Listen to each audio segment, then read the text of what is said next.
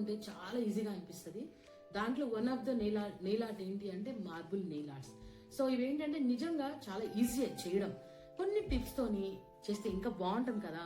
So ఈ వీడియోలో already మీకు అర్థమైంది అనుకుంటే, ఈ వీడియోలో టాపిక్ మార్బుల్ నెయిల్ ఆర్ట్స్ కొన్ని టైప్స్, అవి ఎలా చేయాలి ఏంటి అనేది క్లియర్ గా స్టెప్ బై స్టెప్ తెలుగులో ఎక్స్ప్లెయిన్ చేస్తూ చేయబోతున్నాను అనమాట. Class number 14. So nail artist అవ్వాలి అనుకున్న వాళ్ళకి, ఆల్రెడీ అయిన వాళ్ళకి చాలా చాలా యూస్ఫుల్ గా ఈ వీడియో ఉండబోతుంది అనుకుంటున్నాను.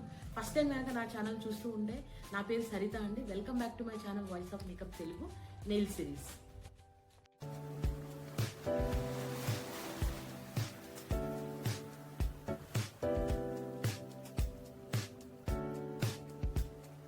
చాలా ఈజీ థండర్ నెయిల్ ఆర్ట్ అండి.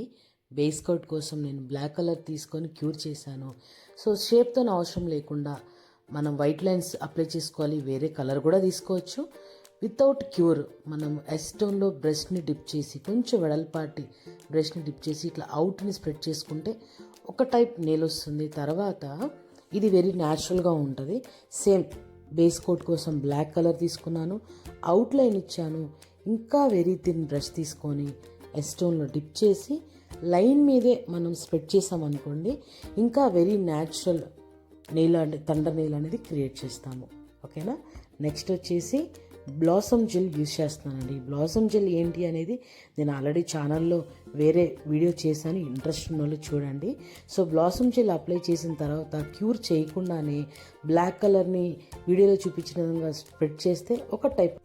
Second one glittery marble art. So base coat కోసం లైట్ కలర్ 2 కోట్స్ అప్లై చేసి క్యూర్ చేసిన తర్వాత గ్లిటర్ని మిడిల్లో అప్లై చేసి క్యూర్ చేయాలి. దాని మీద బ్లూసమ్ జెల్ అప్లై చేసి వితౌట్ క్యూర్ ఒక డార్క్ కలర్, ఒక వైట్ కలర్, సో లైన్స్గా ఇలా క్రియేట్ చేస్తే చాలా చాలా ఎలిగెంట్ లుక్ అనేది క్రియేట్ అయింది. వీడియోలో కనిపిస్తుంది కదా. సో క్యూర్ చేసిన తర్వాత క్రోమ్ ఫ్లెక్స్ని మనకు నచ్చిన విధంగా, అంటే ఆల్రెడీ అప్లై చేసిన గ్లిటరు అంటే కనిపించాలండి. సో ఆ ఎఫెక్ట్స్ అనేది కప్పేయకుండా మనం చూసుకోవాలి. దాని మీద మ్యాట్ కోట్ అప్లై చేశాను. జెల్ పాలిష్లో ఎస్టోన్ని మిక్స్ చేస్తే ఇలాంటి లైట్ థిన్ కలర్ వస్తుంది. దాన్ని సైడ్స్లో ఒక న్యాచురల్ లుక్ కోసం నేను క్రియేట్ చేయడం అంటే అప్లై చేశాను. ఎలా ఉందో చెప్పండి. కొంచెం టైం పట్టింది కానీ చాలా అంటే చాలా బాగా ఈ ఆర్ట్ అనేది వచ్చింది. చాలా మంచిగా కూడా ఉంది, రిచ్గా ఉందన్నమాట. బాగుందా. నెక్స్ట్ వచ్చేసి అంటే అండి, ఈ మార్బుల్ ఆర్ట్స్లో స్పెషల్ ఏంటంటే మనం ఎన్నన్నా క్రియేట్ చేసుకోవచ్చు, ఎన్ని ఎలిగెంట్ లుక్స్ అయినా సరే మనం తీసుకురావచ్చు. బేస్ కోట్గా నేను మిల్కీ వైట్ని అప్లై చేశాను. Black, white and sea green. చూసారా ఎంత మంచి ఎలిగెంట్ లుక్ వచ్చిందో, చాలా అంటే చాలా.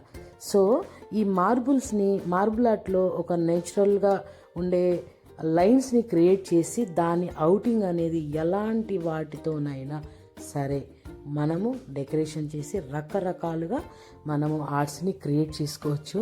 సో ఎంత ఈజీ అంటే ఇట్లాంటి చిన్న చిన్నవి కూడా ఎక్స్ప్లెయిన్ చేయాల్సిన అవసరం ఉండదని నా ఫీలింగ్ అనమాట. సో మీకు వీడియోలో చూస్తుంటేనే అర్థమవుతుందని అనుకుంటున్నాను. ఏదన్నా అర్థం కాకపోయినా ఆర్ట్ గురించి ఎటువంటి డౌట్స్ ఉన్నా కూడా మీరు నాకు కామెంట్ చేయొచ్చండి. ఓకేనా. నెక్స్ట్ వచ్చేసి బేసిక్ అండి ఇది.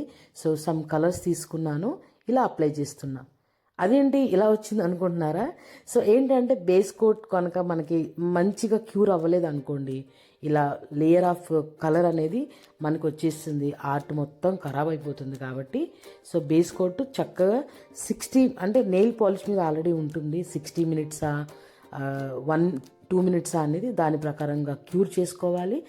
రకరకాలుగా మన ఈ మార్బుల్ ఆర్ట్, ఎందుకంటే ఇది చాలా సింపుల్ అండి. ఫినిషింగ్ ఒక్కటే మనం నీట్గా చేయాల్సిన అవసరం ఉంది, కానీ చాలా సింపుల్ నెయిల్ ఆర్ట్ అనమాట. చాలా బాగుంటాయి కూడా, లాట్ ఆఫ్ వెరైటీస్ కూడా దీంట్లో ఉన్నది. So last and final wrap up plastic marble art అనమాట. సో దీనికోసం నేను పాలీజెల్ని యూజ్ చేస్తున్నాను. White colour base coat apply చేసి క్యూర్ చేసిన తర్వాత పాలీజెల్ అప్లై చేసి దాని మీద ఇలాంటి ప్లాస్టిక్ థిన్ ఒక సన్న ప్లాస్టిక్ ర్యాప్ని అప్లై చేసి ఎనీ షార్ప్ నీడిల్తో కానీ ఇలా టూత్ పిక్ సంథింగ్ దాంతో ఇలా స్మాష్ టైప్ ఆర్ట్ని క్రియేట్ చేసి దాన్ని క్యూర్ చేస్తే ఆ వ్రాప్ అనేది ఈజీగా వస్తుంది. దాని మీద మనం లైట్ కలర్ కానివ్వండి, గ్లిట్టర్ కానివ్వండి, ఏదైనా సరే మనం అప్లై చేసుకోవాలి. సో ఇక్కడ చూస్తే నేను క్లియర్ జెల్ని కూడా యూస్ చేసి చూపిస్తున్నాను, బేసిక్ కలర్స్ వేసి, అంటే ప్లెయిన్ కలర్స్ వేసి చూపిస్తున్నాను. సేమ్ ప్రాసెస్ ఇందాక చెప్పిన విధంగానే వ్రాప్ అప్లై చేసి క్యూర్ చేసుకోవాలి. క్యూర్ అయిన తర్వాత వ్రాప్ రిమూవ్ చేసి ఇలా బఫింగ్ చేసుకోవాలండి. ఎడ్జెస్ కానివ్వండి, ఏది ఉన్నా కూడా మంచిగా బఫింగ్ చేసుకుంటే ఒక మంచి ఫినిషింగ్ వస్తుంది. సో చేసేటప్పుడు షేప్ అనేది కొంచెం అవుట్ అవుతుందండి, చూసుకోండి. ఓకేనా? డస్ట్ అనేది చాలా వస్తుంది కాబట్టి ఎస్టోన్ డిప్ చేసిన కాటన్తో మనం క్లీన్ చేసుకోవాలి. తర్వాత టాప్ కోట్ అప్లై చేసి క్యూర్ చేసుకోవాలి. ఇలాంటి ఆర్ట్ క్రియేట్ అయిపోతుంది. సో ఐ హోప్ ఈ వీడియోలో ఉన్న ఆర్ట్స్ అన్నీ మీకు నచ్చినాయి అనుకున్నాను. ఇంత టైం పెట్టి నా వీడియో చూసినందుకు చాలా థ్యాంక్ యూ.